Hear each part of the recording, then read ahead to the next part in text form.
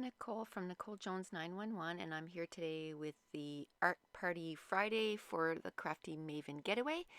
And this is how artsy I felt today. Just pretty plain. I just took a watercolor pattern paper, and I'm going to take some templates and some inks and some textures from shimmers, some gelatos, some regular inks, some Cup of Joe from Hero Art Stamps, and I'm just going to create sort of a funky background.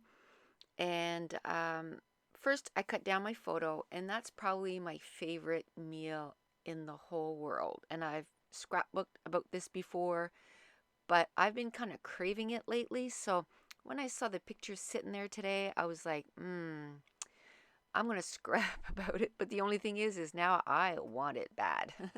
So I'm sure we're going to have to make it here very soon. So the first thing I did was, this is a template from Stampin' Up.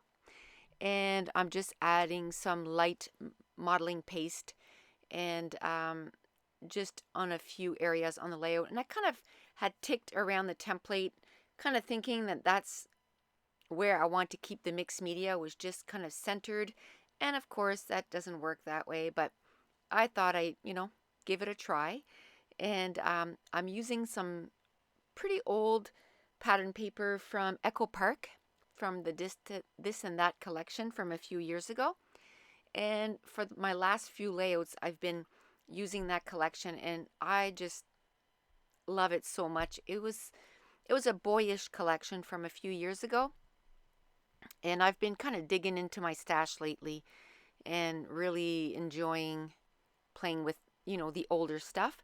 Now I'm going to mix it in with some newer stuff. Both collections are from Crate Paper. One of them is Craft Market, and the other one is a Maggie Holmes collection. I couldn't even tell you what collection it's from. It's just in a container that I had here by my desk, and I just kind of went through it and to see if I had any craft elements in there. So the first thing I'm going to do is, like I said, I put some light modeling paste. I just dried it with my heat tool because I was impatient. I only had an hour to do this layout, so I had to get it done in that hour.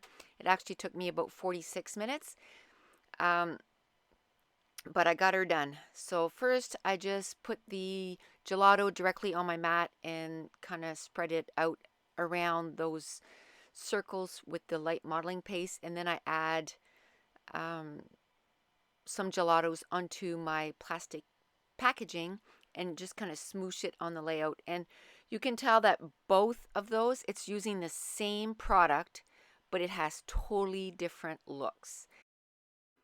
So if you're new to the mixed media world, you don't need to go out there and get a ton of stuff, because you probably, if you're a scrapbooker, you probably have inks, so you can use some inks. You can get a few gelatos, and then you can mix the gelatos together. That's another thing you can do. Blend them together to get another color, but also just applying them with different tools onto your layout makes it look different. Now I'm taking a template, I believe it's from the Crafter's Workshop, and I'm using that Cup of Joe ink from Hero Arts, and I'm just adding some lines to the layout. And then I really there's a little cluster of little circles on that too, and I really love that. So I'm going to use the textures from Shimmers, and this color here is called Muddy Buddy, and the textures almost, it's like they have sand in them, and they give a really cool texture. Just make sure you clean off your template so that it doesn't turn like cement on your template, and then you won't be able to use your template as efficiently. It's not like ink. Ink is flat, and this stuff here has dimensions, so it would totally ruin your template. Now I have a stamp set that's one of my favorite. It's from Kaiser Craft. So this thing is like $2.99. It's really cheap. This one is called Crackle, and I just love the texture that it gives. It looks like crackles. But for some reason, it reminded me of spaghetti too. I guess I was just in that kind of mood. I just saw spaghetti everywhere. This dish here is using, what we use is spaghetti, a spaghettini, which is the smaller than spaghetti. And oh my goodness, it's like a day to make, but usually it's because we make enough so that we can have some for the week. So we have tons of leftovers and we don't mind. We'll have it every day for a week. It's so good. But like I said, it does take quite a bit of time to do. Now I want to add more splatters, so I just added the Cup of Joe ink onto some packaging, added some water using my distress sprayer from Tim Holtz Ranger, and then I'm going to dry that up just because I don't want to make a mess by touching it and transferring it to the paper. And now I'm going to start building the layers, and whenever I have leftovers like that, I try to use it the way that they are, and then it kind of defines how the layout is going to look. Now I want to add some more splatters, and I wanted to add some in some yellow, and I had my Peerless watercolor next to me, so I just add water to it, and I added some yellow splatters and some dark teal splatters. And eventually I'm going to go get some, I believe, Heidi Swap color shine, and I'm going to add some colors to that too. And basically all I was trying to do is to get more and more texture. I kind of kept two sides of the layout really unaffected, just plain, and then the two sides that it has a lot of texture. And now I'm going to start building sort of the layers using the pattern paper. And like I said, I'm really trying to use them in the size that they are.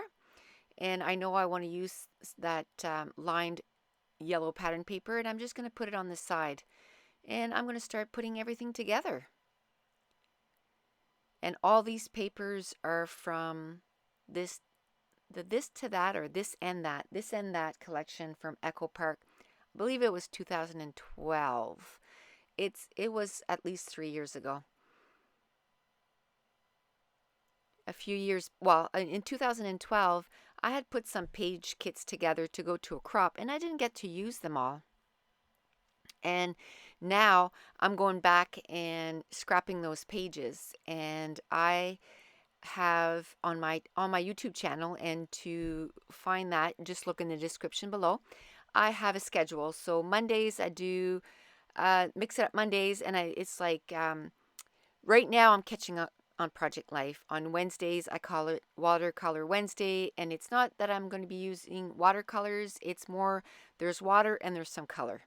And then on Fridays it's Let's Get Hip Fridays, and I use the hip kits.